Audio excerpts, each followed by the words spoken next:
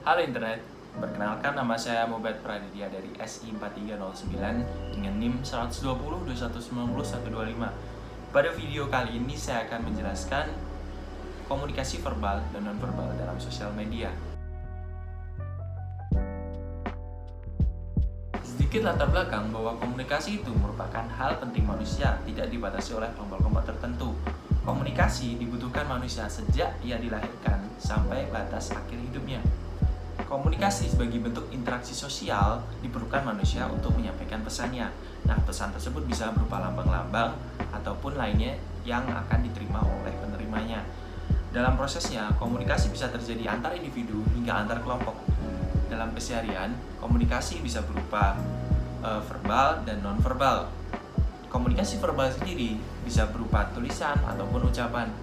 Komunikasi nonverbal itu bisa berupa kontak mata, gerak tubuh, ekspresi wajah, hingga cara berpakaian. Nah, ini adalah contoh bentuk komunikasi nonverbal. Biasanya ketemu kan kita sapa pakai ini ya.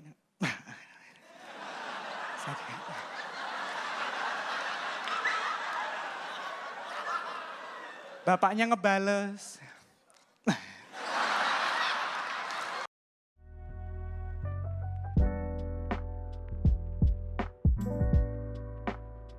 Nah, di era modern seperti ini, tidak mungkin seorang manusia tidak terkenal oleh paparan media. Disadari atau tidak, media sebagai penyedia konten hadir menjadi bagian hidup manusia. Nah, dalam prosesnya, dahulu kala komunikasi hanya berjalan searah, di mana kita hanya sebagai penikmat konten. Tapi dengan seiring berkembangnya zaman, kita sebagai manusia dapat membuat konten yang akan dinikmati oleh orang-orang lain. Dengan hadirnya internet tersebut sebagai penyedia konten dan kita sebagai penikmat atau pembuat konten.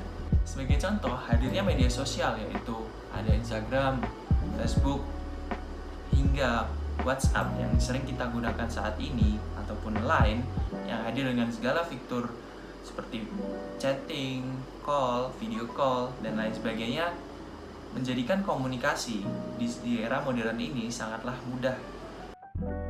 Bagaimana peranan sosial media dalam kehidupan kita? Seperti yang saya kata di awal tadi, bahwa komunikasi merupakan suatu hal penting dalam kehidupan manusia. Karena dengan komunikasi kita dapat menyampaikan pesan satu sama lain, dan komunikasi merupakan kebutuhan penting manusia. Hadirnya sosial media di sini sangat memudahkan manusia karena manusia dapat berkomunikasi satu sama lain tanpa terbatas ruang dan waktu. Selain mempermudah komunikasi, sosial media juga hadir sebagai penyedia dan pembuat konten. Sehingga di sini semua seseorang memiliki suatu produk ataupun penyedia jasa bisa mengiklankan agar mendapatkan insight lebih banyak di sosial media. Dan dengan berbagai fasilitas yang ada di media sosial tersebut, tak jarang konsekuensi pun hadir dalam pemakaian sosial media. Sosial media yang bebas diakses oleh siapapun, kapanpun, dan dimanapun, tak jarang menghadirkan suatu konsekuensi yang harus diwaspadai. Dalam arti, sosial media membuka suatu kesempatan individu terlibat di dalamnya untuk menyampaikan pendapat. Dan dalam berpendapat di sosial media, kita dapat bebas mengekspresikan segala jenis bentuk apapun. Nah, hal ini yang harus patut diwaspadai, karena dengan kebebasan tersebut, seharusnya kita harus beretika dalam bersosial media. Dalam bersosial media, seharusnya kita mengenali batasan-batasan agar tidak menyinggung pihak lain ataupun melanggar batas. Dan mungkin parahnya, dampak dari sosial media ini adalah mengakibatkan suatu kecanduan, atau bahkan seseorang bisa menjadi yang bukan dirinya di dunia nyata. Nah, memang solusi yang tepat agar kita tidak kecanduan dalam bersosial media, agar kita tahu batasan-batasan bersosial media dan beretika dalam sosial media, adalah kita mampu mengendalikan diri kita untuk bersosial media, dan kita mampu menempatkan diri kita di sosial media. Bagaimana hubungan komunikasi dengan sosial media? Dalam konteks komunikasi interpersonal, menurut Mulyana, komunikasi interpersonal dapat dilakukan dengan terjadinya tatap muka, sehingga memungkinkan para peserta komunikasi dapat menangkap reaksi yang terjadi antar peserta satu sama lain secara langsung, baik itu secara verbal dan nonverbal. Tapi pada prakteknya, komunikasi interpersonal yang dilakukan melalui perantara media sosial terjadi tanpa harus bertatapan muka langsung. Nah, hal ini sangat memudahkan efisiensi waktu, tenaga, hingga jarak karena tidak harus bertemu langsung. Sedangkan di sisi lain, hal ini justru akan menurunkan kualitas suatu komunikasi. Karena dalam berkomunikasi ada makna ataupun pesan dalam proses komunikasi, karena hal ini tidak tersampaikan dengan baik. Beberapa pengembang aplikasi dalam media sosial percaya bahwa suatu komunikasi nonverbal itu melengkapi suatu kualitas pesan dalam berkomunikasi.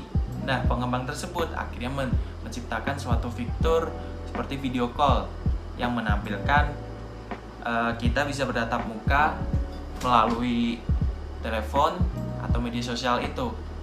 Nah, tidak hanya video call, mungkin dalam suatu aplikasi chatting kita dapat menyematkan suatu emoticon hingga stiker yang bisa mewakili bentuk ekspresi wajah dalam berkomunikasi.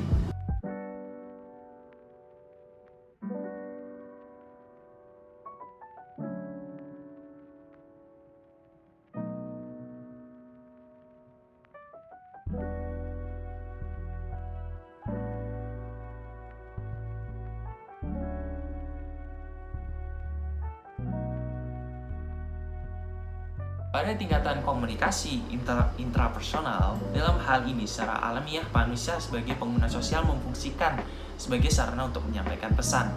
Dengan perkembangan media sosial ini yang ada membuat hal tersebut akan menjadi sangat cepat dilakukan kapanpun dan dimanapun. Mereka dapat mempublish apa saja yang dirasa sangat memiliki suatu nilai, seperti membuat postingan di Instagram yang bermanfaat bagi orang lain, atau kita membuat konten di YouTube yang akan dinikmati oleh orang lain. Dengan demikian, sosial media hadir sebagai personal branding mereka sendiri-sendiri. Tak jarang orang-orang menjadi melihat suatu citra diri seseorang dari sosial media tersebut.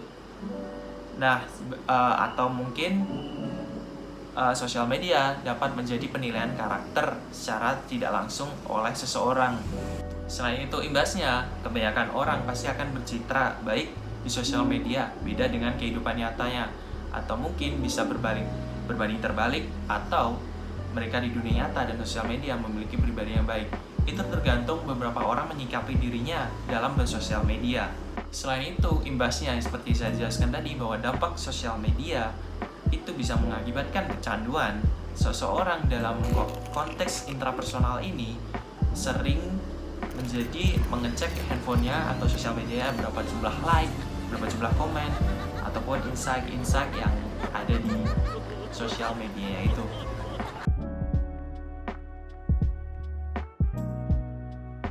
Nah, bagaimana kita sebagai manusia dalam menyikapi teknologi yang cepat ini? Seperti yang jelaskan, bahwa kita harus memiliki kendali diri. Kita harus bisa menempatkan diri kita di sosial media, di internet, dengan segala kemudahan, segala kebebasan yang ada dalam sosial media ini. Tentunya akan membuat kita menjadi sangat bebas dalam menyampaikan suatu pendapat. Nah, kendali diri itu merupakan yang sangat penting dalam beretika di media sosial. Mungkin itu yang dapat saya sampaikan. Kurang lebihnya mohon maaf. Assalamualaikum warahmatullahi wabarakatuh.